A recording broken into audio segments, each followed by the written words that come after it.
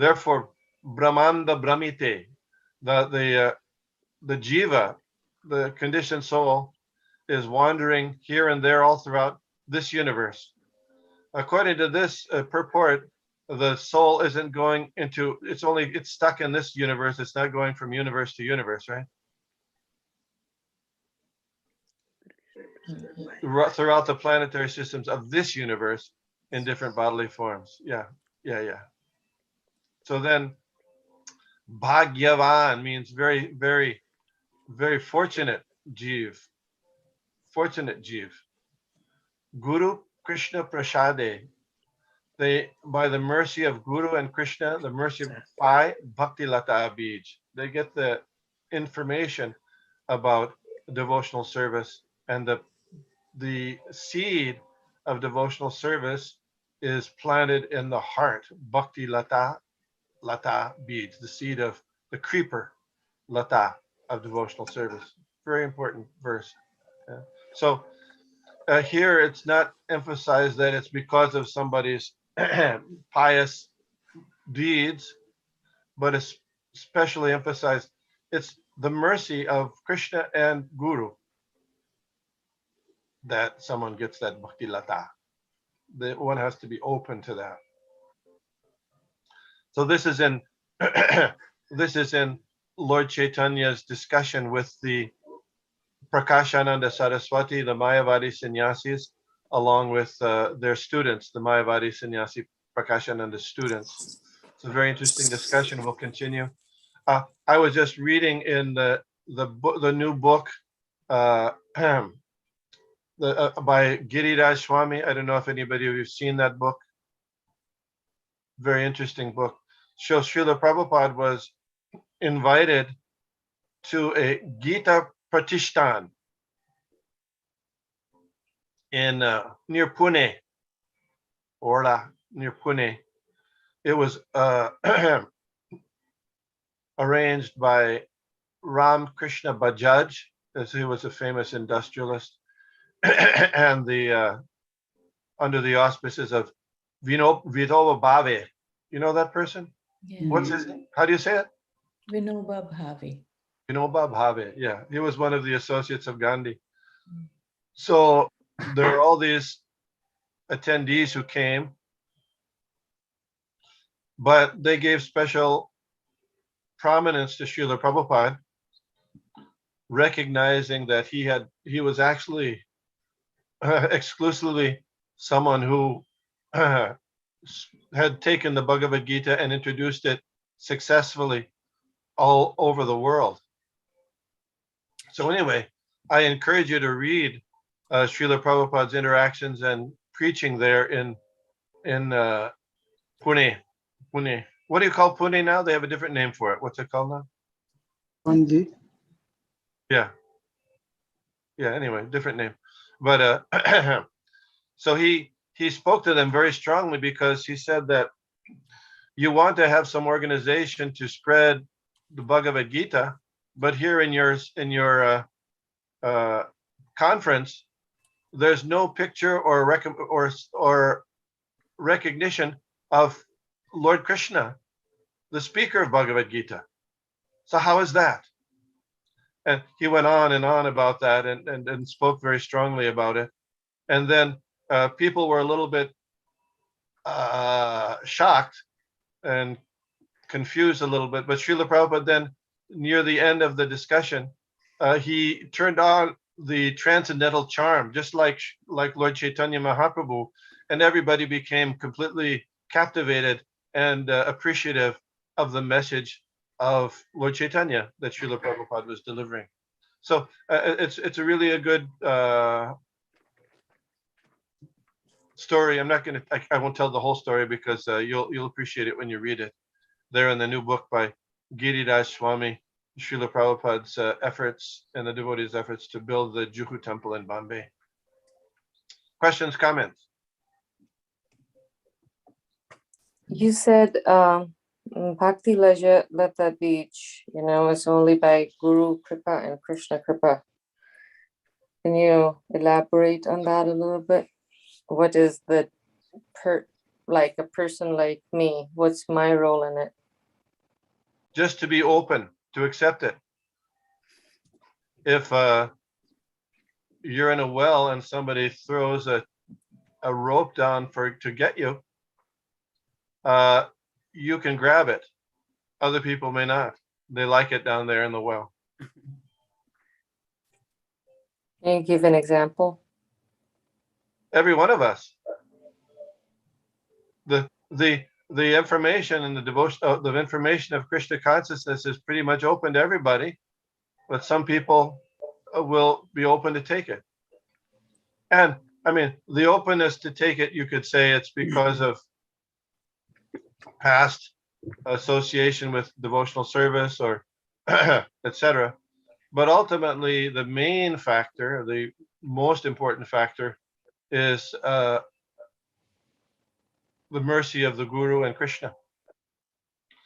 So there, in the beginning of this Chaitanya Charitamrita, in this we just read previously, that when Lord Chaitanya and his associates came to the world to distribute Krishna consciousness, they didn't consider who was a fit and who was an unfit candidate to accept it. They just distribute it just to spread love of God. So somebody may be fit and somebody may be unfit. Fit in terms of they've done some pious or devotional activities in the past. That could be the case or not. But the main important thing is the benediction of Srila Prabhupada and and Lord Chaitanya. Does that make sense? Yes. So, I mean, accepting a guru is what you're saying. Hearing from the Guru, Right. engaging in service from according to the instructions of the Guru. Yeah. Okay. They say that Guru is even more merciful, and you were saying that whether we are fit or unfit, the Guru is kind enough to give us that benediction. And in my case, at least, I don't know, and you can tell me if I'm right in thinking this way. I took forever to grab that rope, and his mercy was there, but Krishna's mercy came after that long time. I don't know why I did not grab it. And I'm not dwelling on it anymore. I just know, I just accept the fact that I took forever to grab that rope. And until Krishna said, okay, gave me the intelligence to grab it, then I grabbed it. So, I mean, that's how at least I am trying to understand it is, the Guru gives mercy to anybody. He gave it to me, but I did not take it till Krishna said, okay, let me give her a little bit of intelligence. And is that one way to look at it? Yes. Well, we're in the human form of life. Mm-hmm. That's a generally a prerequisite, almost always, but not always. And even in the human form of life, a person, you say it's been a long time. Well, for the fact is, for each and every one of us, it's been a long time. It's been a long time. How long has this universe been existing here? Long time. And we've been wandering. According to this verse, we've been wandering for a long time before we come home to the lotus feet of Guru and Krishna. So it's a surprising thing that we have, because very few people actually take it, even though, as you mentioned, the Guru and Krishna are offering this information and this mercy to freely. But Krishna was persistent. He's persistent. He comes every age. He comes through his devotees. He comes through his incarnations, through his books, Srimad Bhagavatam, Bhagavad Gita. So finally, we're in the beginning of Srimad Bhagavatam, which we recently read. It says, Prayena alpa ayushak sabya kalavasmin yugejana manda. What does manda mean? Stupid. Yeah, slow. We're slow. We're really slow. But it takes a while. that after a while we can try to kind of get it. We hopefully finally get it. And even sometimes after we get it, we kind of slip a little bit, but finally, we finally get it. And that's we can continue to get it by Krishna's mercy and by following the instructions of the Guru and Krishna. Also, it is not said that people who acted piously in the previous life and in this life and whose sinful action are completely eradicated. This is verse in Bhagavad Gita. Yes. Jesham twantagatam papam jananam punya karmanam te dvandva mohanir mukto bhajante mam vitavrita. They can engage in my devotional service with determination. Those who have acted piously in previous lives. So that's generally case. That's a general case. But for Lord Chaitanya, as I mentioned, he didn't consider who's a fit and who's an unfit candidate. He was just trying to distribute it. Who will take it? And for some reason, I know there's a famous devotee who told me, well, the reason he came to Krishna consciousness was because he liked, he thought the brahmacharinis were attractive. However you come, or somebody else, they had a simply wonderful suite and they thought, wow, this is something. And it may be that they had done some previous life pious activity or not. Generally it's true, but the main emphasis here in this verse is that Guru Krishna Prasade. And the point in that verse also is they engage in devotional service with determination. So by doing pious, what is that pious activity? Jesham tantagatam papam. What is that? Jananam punya karmanam. And lifetimes after lifetime of pious. What is the pious activities? Is it planting trees, digging wells, giving in charity to homeless people? Not that we're not. That's not. But the pious activity really mentioned there is the transcendental piety of hearing the message of Godhead. Just like in Srimad Bhagavatam, it said, Shrinvatam Swakata Krishna Punya Shravana Kirtana, the transcendental piety of Krishna consciousness, hearing and chanting, like you're doing just now. So this will help us grow the lata, the creeper of devotional service, just as we're discussing these transcendental points of the mercy of Krishna and the spiritual masters.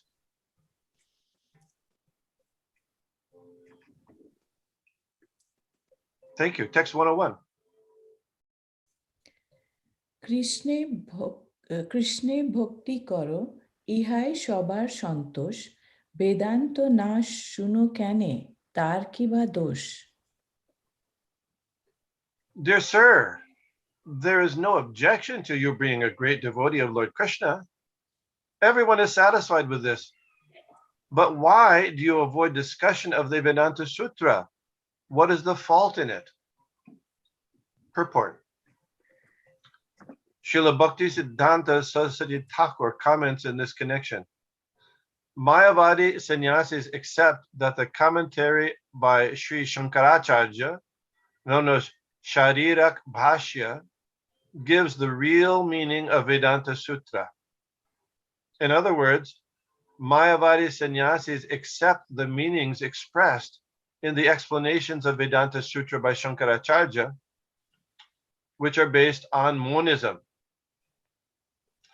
Thus, they explain Vedanta Sutra, the Upanishads, and all such Vedic literatures in their own impersonal way. The great Mayavadi sannyasi Sadananda Yogindra has written a book known as Vedanta Shad, in which he writes, Vedanto nama Upanishad pramanam tad upakarini shariraka shutradini cha. According to Sadananda Yogindra, the Vedanta and Upanishads, as presented by Sri Shankaracharya in his Sharirak Bhashya commentary, are the only sources of Vedic evidence. There is no others. Actually, however, Vedanta refers to the essence of Vedic knowledge, and it is not a fact that there is nothing more than Shankaracharya's Sharirak Bhashya. There are other Vedanta commentaries written by Vaishnavacharyas, none of whom follow Sri Shankaracharya or accept the imaginative commentary of his school. Their commentaries are based on the philosophy of duality. Monist philosophers like Shankaracharya and his followers want to establish that God and the living entity are one. And instead of worshiping the Supreme Personality of Godhead, they present themselves as God. They want to be worshipped as God by others. Such persons do not accept the philosophies of the Vaishnavacharyas, who are known as Shuddhadvait, purified monism, Shuddhadvait, purified dualism, Vishishtadvait, specific monism, and Dvaitadvait, monism and dualism, and Achintya Bhed Abhed, inconceivable oneness and difference. Mayavadis do not discuss these philosophies, for they are firmly convinced of their own philosophy of Kevaladvait, exclusive monism. Accepting this system of philosophy as the pure understanding of Vedanta Sutra, they believe that Krishna has a body made of material elements, and the activities of loving service to Krishna are sentimentality. They are known as Mayavadis because, according to their opinion, Krishna has a body which is made of Maya. And the loving service of the Lord executed by devotees is also Maya.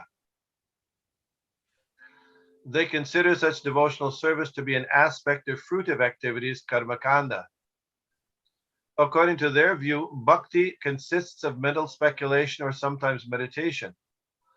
This is the difference between the Mayavadi and Vaishnava philosophies.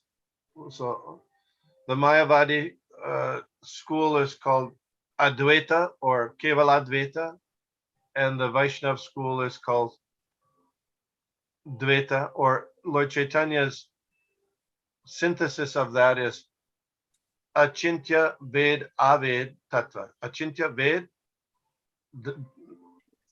inconceivably, Ved, different and non-different. Ved Aved, different and non-different. Tattva, truth. So those the four different commentaries are mentioned there, each by one of the four Vaishnavacharyas. For example, Ramanujacharya's commentary is called Vishishtadvait, qualified monism there. And within the Gaudiya Sampradaya, there's also a commentary on Vedanta Sutra. You know the one we're talking about?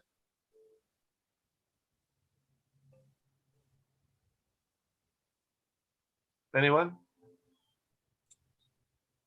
Bhagavatam? Who's that? Kunakananda. Yes. So within the Gaudiya Sampradaya, the acharyas through Lord Chaitanya and the six Goswamis didn't make a commentary on Vedanta Sutra because they considered the Srimad Bhagavatam is the commentary by the same author. So why make a commentary if the author has already commented on the Vedanta Sutra, Srimad Bhagavatam? Because as we're going to review in Srimad Bhagavatam, Srila Vyasadeva, the literary incarnation of God, had compiled Vedanta Sutra after compiling all the other Vedic literatures, the four Vedas, Rik, Sama, Yajur, Atharva Veda, Upanishads, Puranas, Mahabharata, and finally concluding, he concluded with Vedanta Sutra. But still, there was something wrong, something amiss, and he couldn't figure it out. He was having difficulty. So his guru, Narad Muni, came and said, "You've neglected to write a literature that exclusively and primarily glorifies the Supreme Personality of Godhead and his devotees. So there, after doing that, he commented, he wrote Srimad Bhagavatam. It's something like, there used to be newspapers. Did anybody here used to read newspapers? Yes. Yeah. So after the newspaper, you have the headlines and you have the stories like in the back sections, right? So the headline is there, but sometimes the stories that get lost in the back sections, they sometimes get ignored, right? So Krishna Bhakti was there in the Vedic literatures, but it wasn't the headline up till that point. So Srimad Bhagavatam has Krishna Bhakta and Krishna Bhagavan as the headline. Om Namo Bhagavate Vasudevaya. So the story won't get lost in the telling. So that's one commentary. But there are other commentary. There's two other commentaries in the Gaudiya Sampradaya. Is it the Govind The Bhashya? Bhashya. Yeah. When Lord Chaitanya, when he took sannyas, he went to Puri and he stayed there for a month. The purpose for his stay in Puri for a month before he started traveling to South India was to deliver Sarvabhauma Bhattacharya, who was a great impersonalist and who was particularly well versed in the commentary of Sharirak Bhashya of Shankaracharya. So he wanted to instruct, Sarvabhauma Bhattacharya wanted to instruct Lord Chaitanya, make him his student by teaching him that commentary or that understanding of the Vedanta Sutra. Lord Chaitanya heard that, went on there for 7 days, didn't ask any questions. So after that time, Sarvabhauma Bhattacharya said, I guess you're not understanding because you're not asking any questions. So, Lord Chaitanya said, oh, I understand it very well, but not the way you're saying. And then he went on to describe and to give the proper understanding of Srimad of Vedanta Sutra. And also present at that discussion was Sarvabhauma Bhattacharya's brother-in-law, the brother of his wife. His name is Gopinath Acharya, who happened to be a devotee of Lord Chaitanya. So Gopinath Acharya was there. He heard the commentary of Vedanta Sutra by Lord Chaitanya, subsequent to Sarvabhauma's impersonal commentary. So that Gopinath Acharya later appeared as Baladev Vidyabhushan, and he wrote the Govinda Bhashya under the direction of Krishna as Govinda in Jaipur. So that's the Govinda Bhashya as mentioned. And then there's one other commentary,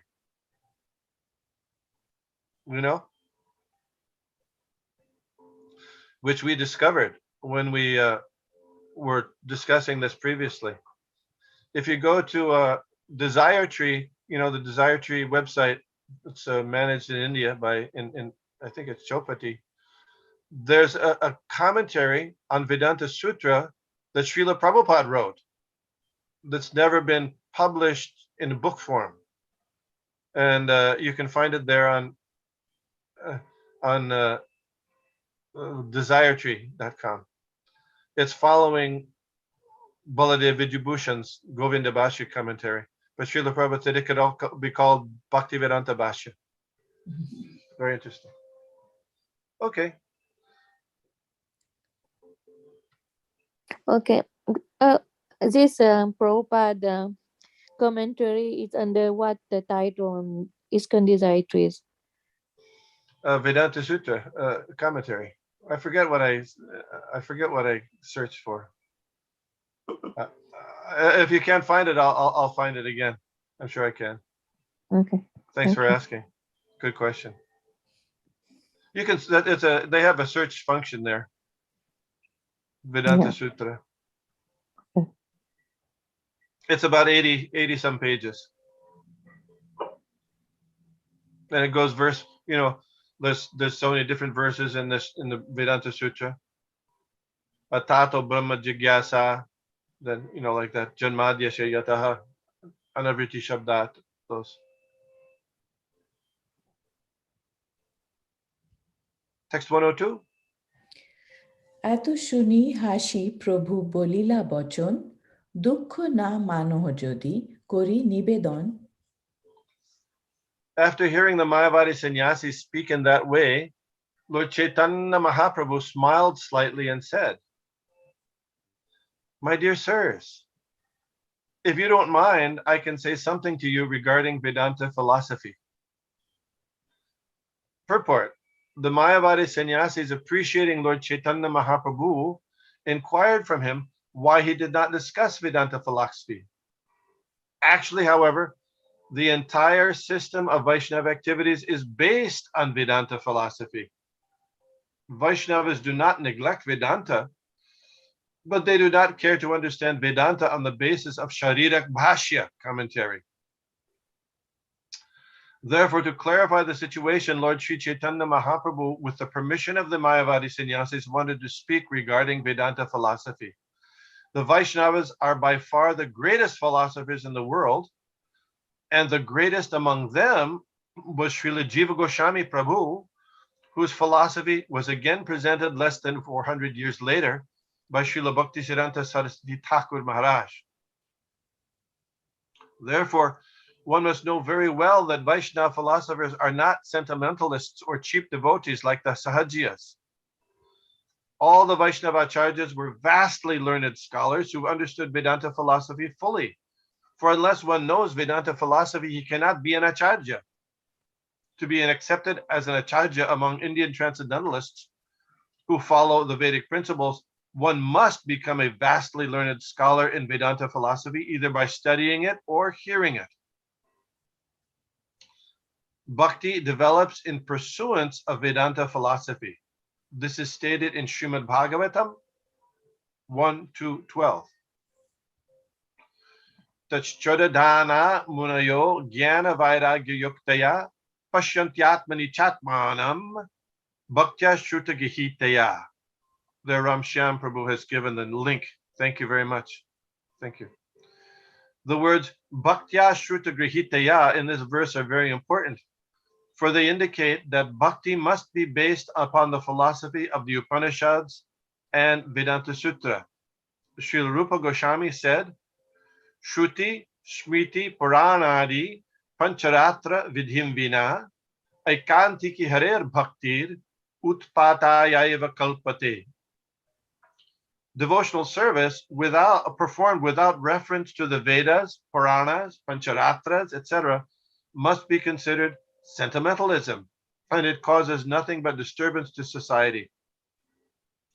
There are different grades of Vaishnavas, Kanishta Adhikari, Madhyama Adhikari, Uttam Adhikari, but to be a Madhyama Adhikari preacher, one must be a learned scholar in Vedanta Sutra and other Vedic literature, because when Bhakti Yoga develops on the basis of Vedanta philosophy, it is factual and steady. In this connection, we may quote the translation and purport of the verse mentioned above, Srimad Bhagavatam 1-12. The absolute truth is realized by the seriously inquisitive student or sage who is well equipped with knowledge and who has become detached by rendering devotional service and hearing the Vedanta Shruti purport. The absolute truth is realized in full by the process of devotional service to the Lord Vasudeva, or the personality of Godhead, who is the full-fledged absolute truth. Brahman is his transcendental bodily effulgence, and Paramatma is his partial representation. As such, Brahman or Paramatma realization of the absolute truth is but a partial realization. There are 4 different types of living beings: the karmis, the jnanis, the yogis, and the devotees. The karmis are materialistic, whereas the other 3 are transcendental. The first-class transcendentalists are the devotees who have realized the Supreme Person. The second-class transcendentalists are those who have partially realized the plenary portion of the absolute person, Paramatma. And the third-class transcendentalists are those who have barely realized the spiritual focus of the absolute person. As stated in the Bhagavad Gita and other Vedic literatures, the Supreme Person is realized by devotional service, which is backed by full knowledge and detachment from the material association. We have already discussed the point that devotional service is followed by knowledge and detachment from material association. Does anybody know that verse from Srimad Bhagavatam?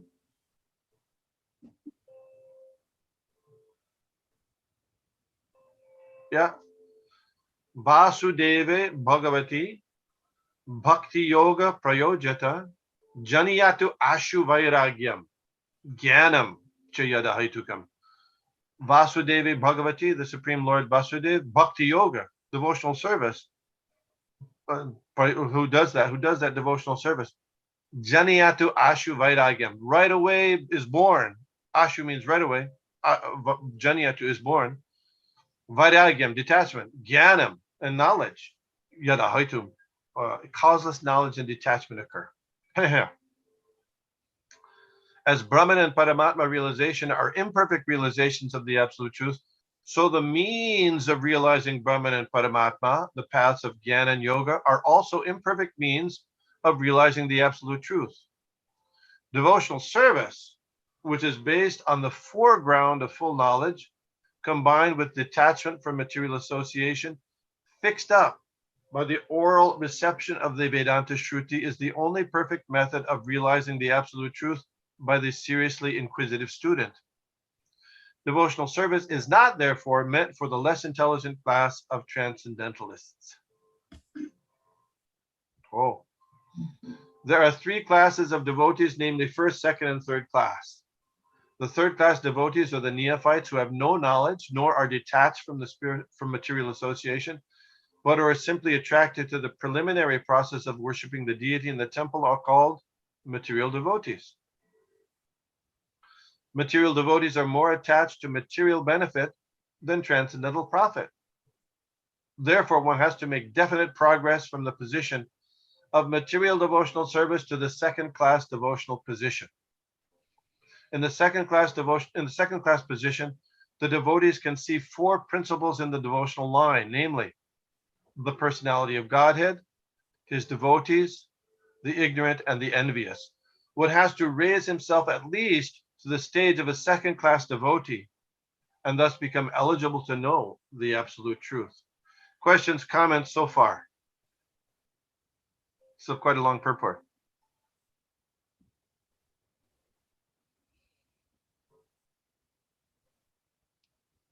This is Lord Chaitanya responding to the Mayavadi sannyasi, saying, why aren't you studying Vedanta? It's okay. We don't mind that you're a devotee, a nice devotee, but why don't you study Vedanta Sutra? So this is Lord Chaitanya's response. A third class devotee, therefore, has to receive the instructions of devotional service from the authoritative sources of Bhagavatam. The number one, Bhagavatam is the established personality of devotee, and the other Bhagavatam is the message of Godhead. So these two Bhagavats, in that verse we quoted, or it goes next verse, Nashta Prayeshu Abhadreshu Nityam Bhagavata Sevaya. Bhagavata Sevaya means serving the either the person Bhagavat, or that's the devotee, the spiritual master, or hearing Srimad Bhagavatam, or both. So here it's also mentioned there's the Bhagavat devotee and the Bhagavat message of Godhead. The third class devotee has therefore to go to the personality of a devotee in order to learn the instructions of devotional service. That's why you have that verse that Lord Krishna said. He said, Yas yatma buddhi kunape tridatuke swadhi kalatradi shubhoma ijadi yatirtha buddhe salile nakar hachit. That, a person who accepts the material body as the self, as the land of birth, as worshipable, and who goes to the holy place just to take bath, but not to take instructions in devotional service from the great souls. Here, then they're animals. Such a personality of devotee is not a professional man who earns his livelihood by the business of Bhagavatam. Such a devotee must be a representative of Shukadev Goswami, like Sutta Goswami, and must preach the cult of devotional service for the all-around benefit of all people. A neophyte devotee has very little taste for hearing from the authorities. Such a neophyte devotee makes a show of hearing from the professional man to satisfy his senses. This sort of hearing and chanting has spoiled the whole thing, so one should be very careful about the faulty process. The holy messages of Godhead, as inculcated in the Bhagavad Gita or the Srimad Bhagavatam, are undoubtedly transcendental subjects, but even though they are so, such transcendental matters are not to be received from the professional man who spoils them like the serpent spoils the milk simply by the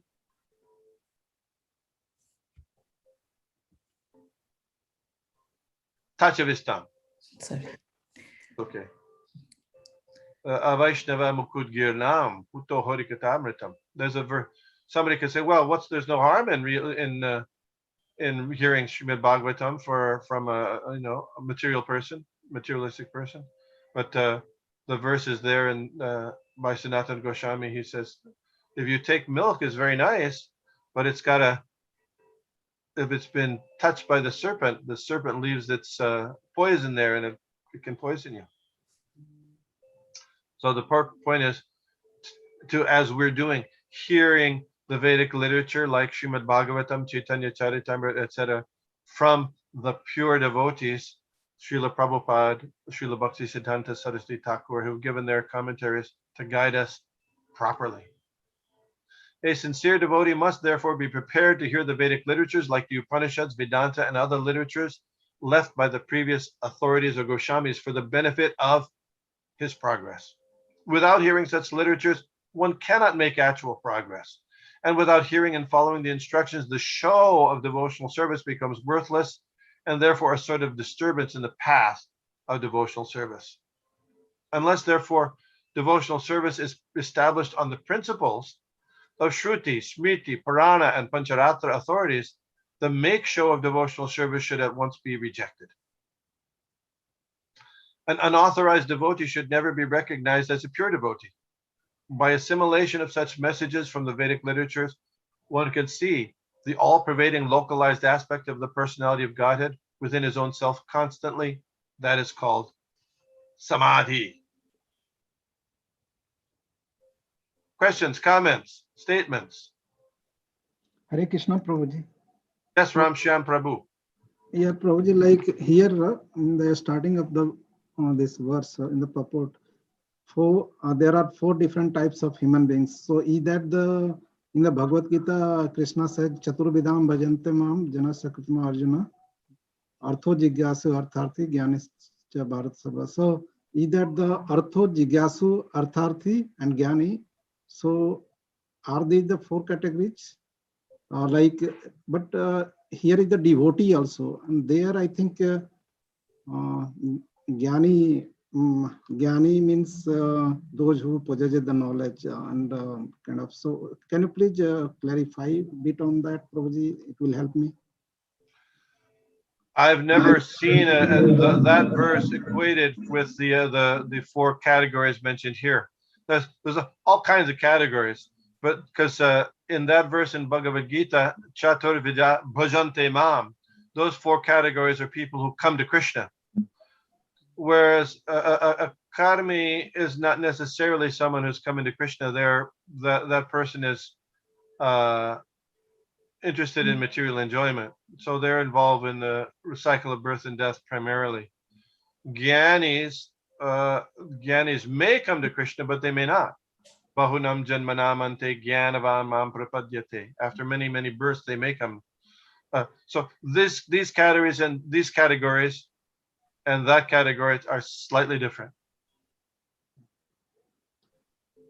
Okay. Thank you, Prabhuji. Hare Krishna. Sure. Anybody else? This is very philosophical things. Prabhu, there's a Shruti, Smriti, and Purana. About Smriti, can you explain a little bit about the Smriti part? Yeah, Shruti is the 4 Vedas, and Smriti are those things that are. Smriti is technically what is remembered, but that's Smriti and Puranas go together. Smritis are practically the Puranas, and other like the Mahabharata will be Smriti, the Ramayana, those are Smritis, Smriti Shastras, because uh, they're easy to remember. When you have a story, it's easier to remember, isn't it? So Smriti and Puranas go together. Sometimes it's itihasa, you'll say, but they're the histories that are there.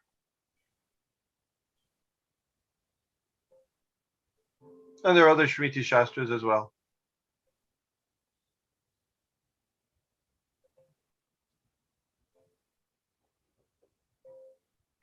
Okay, anything else? Thank you. Thank you very much. Hare Krishna, Hare Krishna. Hare Krishna. Thank you. Pancha Vishnugada, Prabhu. yeah. Pancha Chatri Prasindi Bhutapitana Bhavani Vaishnavi. Vaishnavevi Namo Namaha. Hare Krishna. Thank you. Hare Krishna devotees, just a quick reminder, tonight we have Bhagavad Gita reading from 5 o'clock to 5:30. If you're available, please join us. Haribol. Hare Krishna. Hare Krishna. Thank you.